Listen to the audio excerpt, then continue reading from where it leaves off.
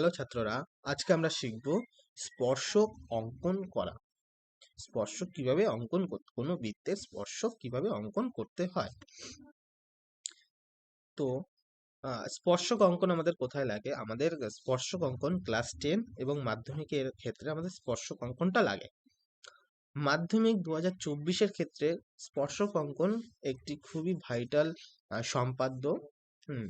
আসার সম্ভাবনাটা খুবই প্রবল। 2024-এর মাধ্যমিকের ক্ষেত্রে স্পর্শক অঙ্কন আসাটার সম্ভাবনা খুবই বেশি। তো আমরা আজকে দেখব কিভাবে স্পর্শক অঙ্কন করা হয়। আজকে আমাদের প্রশ্ন হচ্ছে, একটি 3 সেমি ব্যাসার্ধের বৃত্তের কেন্দ্র থেকে 9 সেমি দূরের কোনো বিন্দু থেকে বৃত্তের ওপর স্পর্শক অঙ্কন করা।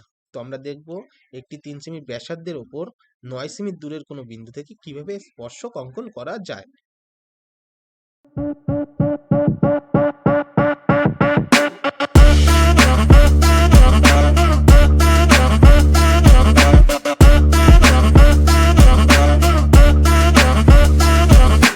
তো স্কেলের সাহায্যে আমরা প্রথমে 3 সেমি ও 9 সেমি দাগ দুটি কেটে নেব।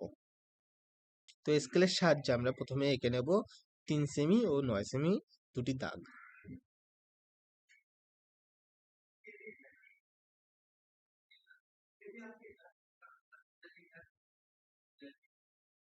এটি আমাদের হয়ে গেল 3 সেমি দাগ এবং এটি আমাদের হয়ে গেল 9 সেমি দাগ।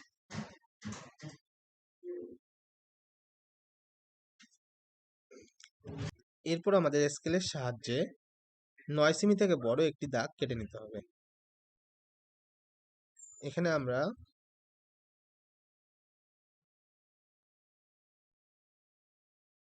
আমরা প্রায় 11 সেমি একটি দাগ কেটে নিলাম। এরপর কম্পাসের সাহায্যে আমাদের 9 সেমি মাপটিকে নিয়ে নিতে হবে।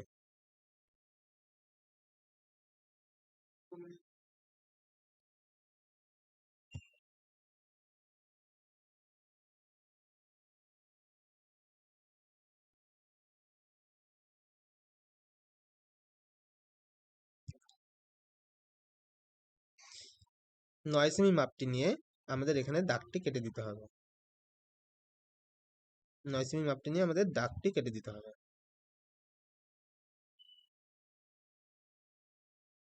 তো এইটুকুনি হয়ে গেল আমাদের 9 সেমি, এখান থেকে এইটুকুনি হয়ে গেল আমাদের 9 সেমি। ঠিক আছে, এরপর আমাদের কম্পাসের সাহায্যে 3 সেমিকে ব্যাসার্ধ ধরে একটি বৃত্ত অঙ্কন করতে হবে। তো আমরা 3 সেমির মাপ নিয়ে নিয়েছি, এটাকে ব্যাসার্ধ ধরে আমরা একটি বৃত্ত অঙ্কন করব। এটিকে ব্যাসার্ধ ধরে এই বিন্দুতে এসে একটি বৃত্ত অঙ্কন করতে হবে।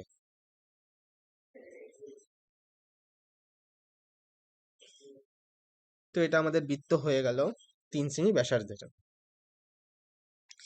এরপর এই 9 সেমি যেই বাহুটি আছে, 9 সেমি বাহুটিকে আমাদের সমদ্বিখণ্ডক করতে হবে। তো সমদ্বিখণ্ডক করার জন্য প্রায় আমাদের অর্ধেকের থেকে বেশি মাপের, একটু বেশি মাপেই আমাদেরকে কম্পাস সেট করতে হবে। অর্ধেকের থেকে বেশি মাপের কম্পাস সেট করে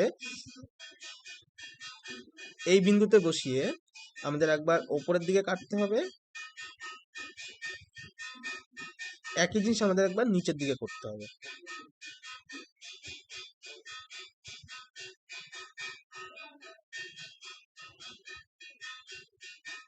একই জিনিস আমাদের একবার নিচের দিকে করতে হবে। মানটাকে না পরিবর্তন না করে একই রকম ভাবে এই বিন্দুতে বসিয়ে আমাদের একবার ওপরে কাটতে হবে, একবার নিচে কাটতে হবে। তো আমরা আগে নিচে কেটে নিই, নিচে কাটলাম এবং একই জিনিস আমাদের ওপরে করতে হবে, ওপরে কেটে নিলাম। দেখো, দুটোতেই কিন্তু এখনো দাগ মেলেনি। তো আমাদের টার্গেট থাকবে দাগটাকে মেলানোর, অর্থাৎ একটি ছেদ বিন্দু বের করার। তো এই দাগটাকে আরেকটু বড় করে কাটলেই হয়তো আমাদের হয়ে যেত প্রথমবারেই, যেহেতু হয়নি তো আমরা আরেকবার কেটে নেব।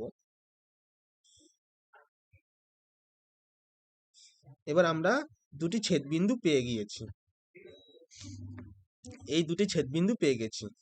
স্কেলের সাহায্যে আমরা সেই বিন্দু দুটিকে যোগ করে দেব। তো আমরা দুটি বিন্দু যোগ করে দিয়েছি স্কেলের সাহায্যে, এবং তার একটি মধ্যবিন্দু পেয়ে গেছি, এই বিন্দুটি। এবার এই মধ্যবিন্দুতে কম্পাস সেট করে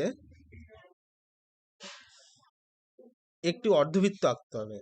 মধ্যবিন্দুতে কম্পাস সেট করে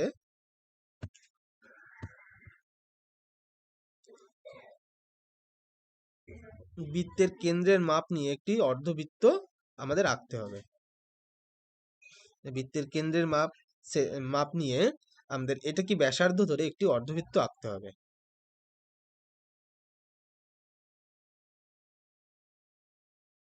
এই আমাদের অর্ধবৃত্তটি আঁকা হয়ে গিয়েছে। এবার অর্ধবৃত্তটি যেই বিন্দুতে ছেদ করেছে সেই বিন্দুকে অপর প্রান্তের, অর্থাৎ 9 সেমির অপর প্রান্তের বিন্দু থেকে সেই বিন্দুটি যোগ করলে, অর্থাৎ মিলিয়ে দিলে আমরা যেই দাগটি পাবো সেটি আমাদের স্পর্শক। তো স্কেলের সাহায্যে আমরা এই বিন্দু থেকে এই বিন্দুকে মিলিয়ে দেবো। তো এটি আমাদের হয়ে গেল স্পর্শক। এই যে দাগটি রয়েছে সেটি আমাদের হয়ে গেল স্পর্শক। এরপরে আমরা কেবল নামকরণ করলেই আমাদের সম্পাদ্যটি হয়ে যাবে। তো আমরা এই বিন্দুটির নাম দেব ও। আমাদের আমাদের 3 সেমি ব্যাসার্ধের বৃত্তের কেন্দ্র হচ্ছে এ।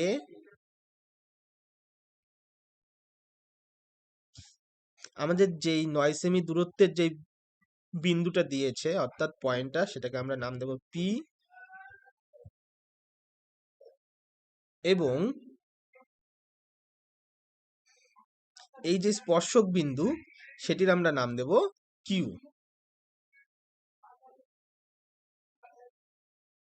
তো এটি আমাদের হয়ে গেল স্পর্শক অঙ্কন। একটি 3 সেমি ব্যাসার্ধের 9 সেমি দূরত্বের কোনো বিন্দু থেকে স্পর্শক অঙ্কন। যদি ভিডিওটি ভালো লেগে থাকে তাহলে লাইক ও সাবস্ক্রাইব করে দিও।